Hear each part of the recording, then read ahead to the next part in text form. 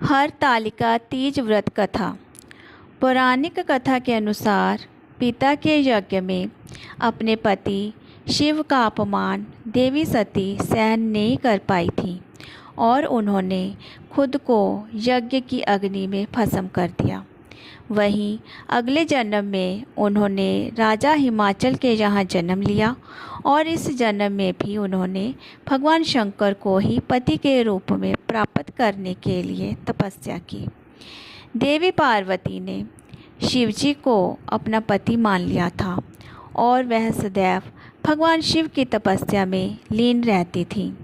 उनकी हालत देखकर राजा हिमाचल को चिंता सताने लगी और उन्होंने नारद जी से इस बारे में बात की।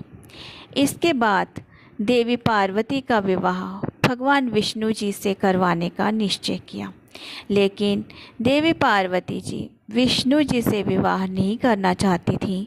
उनके मन की बात जानकर उनकी सखियां उन्हें घने जंगल में लेकर चली गईं। कहा जाता है कि भाद्रपद शुक्ल तृतीया तिथि के हस्त नक्षत्र में माता पार्वती ने मिट्टी से शिवलिंग का निर्माण किया और भोलेनाथ की स्तुति में लीन होकर रात्रि जागरण किया। साथ ही उन्होंने अन्न का भी त्याग कर दिया। ये कठोर तपस्या 12 वर्ष तक चली। पार्वती जी की इस कठोर तपस्या से प्रसन्न होकर महादेव ने उन्हें दर्शन दिए और इच्छा अनुसार उन्होंने अपनी पत्नी के रूप में माता पार्वती को स्वीकार कर लिया।